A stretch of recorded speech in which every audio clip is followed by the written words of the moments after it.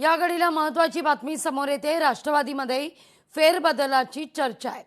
प्रदेश अध्यक्ष पदाकरता अनिल पाटील यांच्या नावाची चर्चा आहे।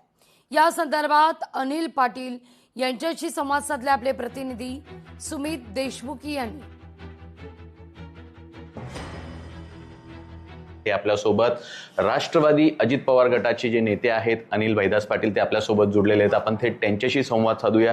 दादा, काय सांगणार? सध्या दोघे राष्ट्रवादींमध्ये मोठी चर्चा रंगलेली आहे, फेरबदल होत आहेत अशी चर्चा रंगल्याचं पाहायला मिळत आहे। नाही, आमच्या राष्ट्रवादी काँग्रेस पक्षामध्ये कुठले काही फेरबदल होत आहेत असं काही आम्हाला वाटत नाही।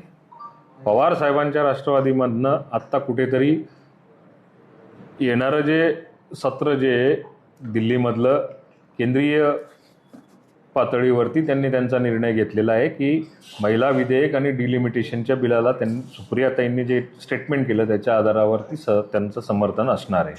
त्यामुळे आमच्या पक्षामध्ये काही कुठले फेरबदल नाही। त्यांच्या पक्षामधले फेरबदल जे असतील किंवा त्यांचा जे काही पाठिंबा देण्याचा निर्णय असेल त्याच्या बाबतीत त्यांच्या पक्षाची भूमिका मांडलेली आहे। राष्ट्रवादी गटामध्ये दोघी गटांमध्ये जर विचार केला तर मोठे फेरबदल होत आहेत। त्यामध्ये अजित पवार राष्ट्रवादी गटातही फेरबदल होण्याची चर्चा आहे। प्रदेश अध्यक्षपदी आपलं नाव चर्चेत मोठ्या प्रमाणात ऐकायला मिळतं आहे। नाही, आत्ता तुर्तास तरी राष्ट्रवादी काँग्रेस पक्षामध्ये असला कुठला बदल होताना किंवा झाला पाहिजे अशा प्रकारची चर्चा निदान माझ्यासोबत सुद्धा कोणी केलेली नाही।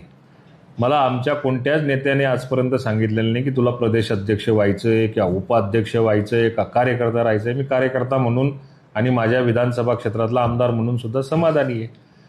राहिला प्रश्न आमच्या प्रदेश अध्यक्षांच्या बाबतीमध्ये नाराज असण्याचं कारण किंवा त्यांना बाजूला समजा त्यांना सरकायचं असेल किंवा त्यांना राहायचं असेल याची काही कुठल्या प्रकारची चर्चा नाही।